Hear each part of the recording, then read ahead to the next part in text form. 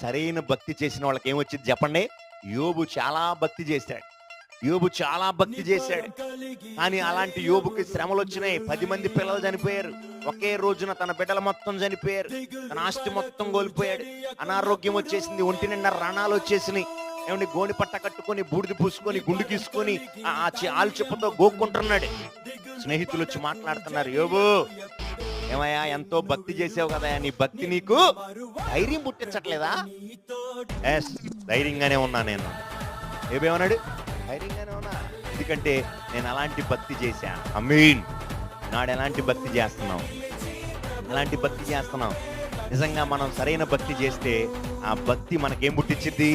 ఎలాంటి పరిస్థితుల్లోనైనా, నీ కుటుంబంలో ఎలాంటి సమస్యలు వచ్చినా, శోధనలు వచ్చినా, ఇరుకులు వచ్చినా, ఇబ్బందులు వచ్చినా, రోగాలు వచ్చినా, రుగ్మతలు వచ్చినా, నీ భక్తి నీకు ధైర్యాన్ని కలిగిస్తుంది. ఆమేన్.